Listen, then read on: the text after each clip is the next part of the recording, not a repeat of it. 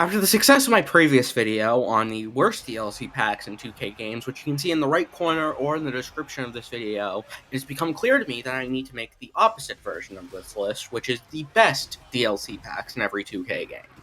But before I begin this list, I want to thank everybody for the support on that video. Once I reach 500 subscribers, I will be running a giveaway for a WWE action figure, and I will do another giveaway when I reach 1,000 subscribers. So make sure you like and subscribe to make sure that happens.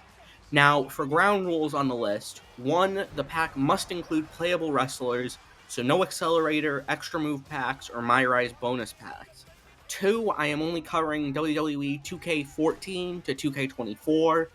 And number 3, no pre-order bonus packs or extra attire packs. They just aren't exactly special, and also you could just get them by pre-ordering the game, so I didn't think they should count here. I will be judging these packs on the characters included, the cost of the pack, and in general, this is just based on my own personal opinion. With all that said, let's start the list with WWE 2K14. WWE 2K14 NWO pack. WWE 2K14 had 2 packs in the running for this lovely award. The NWO pack, which included Kevin Nash, Scott Hall, Macho Man, and other members of the NWO. Alongside it was the Legends pack that included guys like Dusty Rhodes, Jake the Snake Roberts, and Bruno Sammartino. However, I decided to go with the NWO pack at the last minute, not only because it comes with our Lord and Savior Mr. Scott Steiner, and other guys like Six and Kurt Hennig. While I do love Dusty Rhodes, the Legends pack only comes with 5 wrestlers and some extra creator wrestler parts, which has never interested me that much.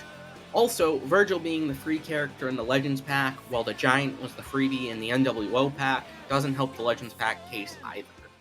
WWE 2K15, 2K Showcase, Hall of Pain. Remember the last video and how I had the trilogy of bad NXT packs? Well, now we have its sequel, the 2K Showcase pack trilogy. While newer DLC struggles to add any new content to the game besides My Faction cards or one new weapon, looking at you, Pat McAfee, 2K originally had a great idea for DLC, which was adding new Showcase storylines to the game. They made 3 of them for this game, including the Ultimate Warrior's career, the 2011 Rise of Christian, and Mark Henry's Hall of Pain run. Personally, I like Mark Henry's run the most out of the 3 they chose, and it also includes the most interesting character roster and match choice in my opinion. WWE 2K16, 2015 Hall of Fame Showcase. This showcase pack is based on the 2015 Hall of Fame class, including stars like Alundra Blaze, the Bushwhackers, and Rikishi.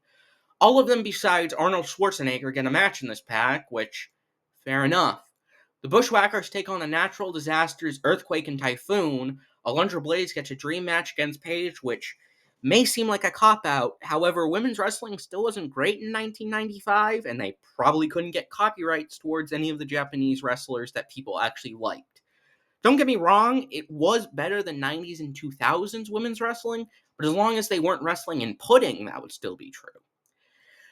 Tatsumi Fujinami also gets a match against Ric Flair from a classic WCW bout for the world title, but as for other packs in this game, there weren't any that fit the criteria besides the Future Stars pack, which was the one that I voted the worst, which you can find in the video in the description below. Go and watch it and give me more views, please. Thank you. WWE 2K17 Hall of Fame Showcase. Now we reach the end of the trilogy of showcase packs with another Hall of Fame one. This one includes matches like Cactus Jack and DDP versus the Fabulous Freebirds, Sting versus Ric Flair, Big Boss Man versus The Big Show, Papa Shango versus The Godfather in a dream match? Okay, look, not everything they do is going to be a winner, but when you look at the other options, there isn't anything great. The Future Stars pack is absolutely laughable, and the Legends pack isn't very special either, besides the addition of Eddie Guerrero. And what can I say? I'm biased towards Cactus Jack, so it wins. WWE 2K18 tie between Enduring Icons and NXT Generations pack. Okay, before we begin with this entry, I should note that a lot of people went after me last video for saying that 2K18 was a bad game. Now, what I should say is that I didn't really know much about the game, and I was basing it just off the Switch port, but I need the engagement this far into the video, so I'm doubling down. This game sucks, but for the DLC, it's actually really awesome, with the Hardys making their long-awaited return to the franchise, and the NXT pack finally holding up for once. Even though most of the people are gone, but we don't really need to talk about that. So overall, I'll just give it a tie and let people in the comments fight about this one. WWE 2K19 Woo Pack. 2K19 was the first game in the franchise I ever really got into.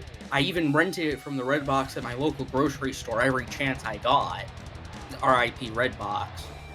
The DLC for this game was also really fun, though this did begin an era of receiving just characters and not much else in 2K games. The Rising Stars pack had some fun characters in it, like Ricochet, Mike Kanellis, and Dakota Kai. And the Titans DLC, which, while I did say was the worst, was nowhere near as bad as some of the others from that worst list. However, I do finally get to give the choice to the Legends pack of the game. A lot of people assume that I'm not a fan of the Golden Era and 90s era wrestling after what I said in my last video. I'm not against it, I just don't find it as interesting as stuff like the Ruthless Aggression era. The Woo Pack contains American Badass Undertaker, which is my personal favorite, mostly just because of Rollin', Dusty Rhodes, Ric Flair, of course, and other great choices. And overall, it is really just a great pack for $10. WWE 2K20 has some of the worst DLC in the franchise's history. It doesn't even get to have a spot on this list. WWE 2K22 Most Wanted Pack. Yet another controversial choice for me from the worst list, because a lot of people believe that the Stand Back pack was the worst from WWE 2K22. And I understand that losing Nash Carter and having to pay the same price as the rest of them did suck. However, my personal like for the Hurricane didn't make it the worst for me. However, speaking of my personal opinion, the Most Wanted pack takes the spot for the best pack in WWE 2K22 because of my love for Mick Foley. And Ilya Dragunov is in this pack, so it's a very easy choice for me. The whole damn pack is also really cool, but that one includes MGK and Logan Paul, and the day that I choose that pack to be the best one will be the day that I die. WWE 2K23 Race to NXT pack. WWE 2K23 doesn't actually have a ton of great DLC. So, since I like Tony D'Angelo, I guess I'll just choose Race to NXT. Harley Race, though, is a big addition since he hasn't been in a real wrestling game since Showdown Legends of Wrestling.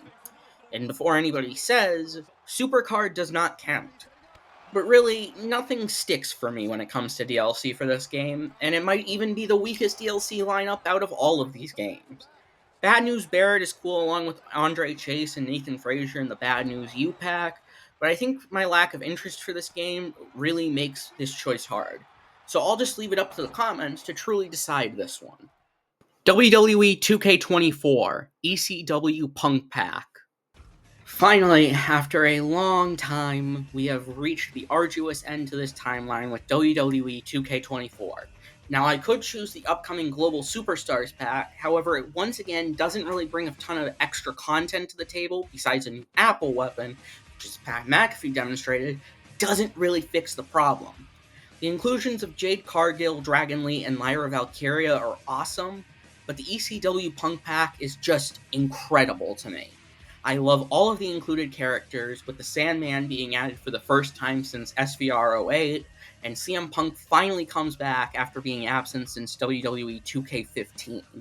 Terry Funk and the Dudleys are also great inclusions to an ECW pack, but the cherry on top of it all is the new added weapons. A barbed wire baseball bat, a door, and an actual light tube were added in. This is the first time since 2K13 I actually loved using weapons. And that is just, to me, what makes it the best pack in this entire game. Now we can wrap up this video. What is the greatest DLC 2K ever made? I'd probably have to give it to the ECW Punk pack because no other DLC has given me so much enjoyment in a wrestling video game. They added weapons that were never in the game beforehand, which was just incredible, and now I can only hope for some new ECW content in WWE 2K25. I want to thank everybody for watching this far into the video. Please like and subscribe. The absolute amount of engagement and support that video, the last video, got was truly something out of this world for me, and I thank everybody so much for that support, and I hope you stick around. I won't be making more as much WWE game content, but I do have a ton of other video ideas that are going to be coming very soon, and just stick around. I promise you're going to enjoy it. Thank you, and see you later.